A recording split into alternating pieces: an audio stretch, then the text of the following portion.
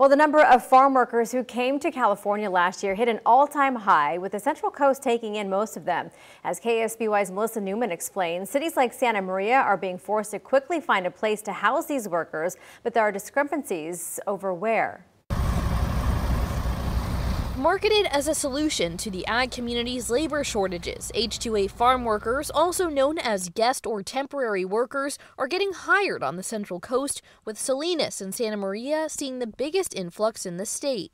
Just this past year alone, we've seen 1,700 workers, guest workers, come to the city of Santa Maria. Because growers are required to provide housing for these workers, that's created a real pressure for the industry to build housing or find housing to fit as many of these workers as possible. Some full-time farm workers say they would not mind having them as neighbors. So I really don't think that we should isolate those workers. They should be able to live alongside us. In fact, I live across the street from those workers, and they've been nothing but friendly, respectful. Many Santa Maria farm workers stay in hotels or apartments like these, but the rent isn't as low as you'd think. The woman who lives in this studio pays $1,000 a month. The nonprofit organization Cause says farmers are in a bind due to sky-high housing costs and the types of food grown here. Specifically in our region, we have crops like strawberries, which are difficult to mechanize. Numbers from the U.S. Department of Labor show some Santa Maria-based businesses are the largest employers of H-2A workers in the country. Rancho Nuevo Harvesting off Blosser Road is one of them. But now comes the question of where to put the housing for those workers. Some argue it should be on county property away from residential housing. Many of those sentiments were intensified after farm worker housing was set on fire in this Napomo neighborhood back in 2016.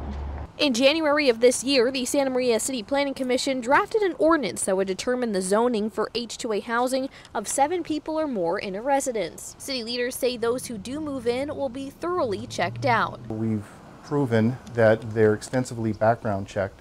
So there are no criminals coming over and being here. There's no risky persons are being housed. Another part of the plan would notify potential neighbors when anyone applies for a permit. That worries farm worker advocates. We really fear that when everyone in the city is notified that a farm worker or farm workers are going to be housed in a certain place, then that increases the likelihood of something like Napomo happening here. But the city attorney's office says they don't think something like that will happen again. Cinco believes residents have a better understanding now of what farm workers bring to the table.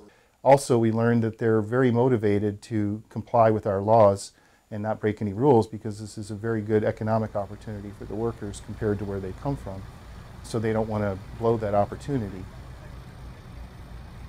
That was Melissa Newman reporting. California ranks 5th in the nation for hiring H-2A workers, according to the U.S. Department of Labor. Georgia is number 1. The Santa Maria City Attorney's Office says the City Council is expected to vote on this issue April 16th.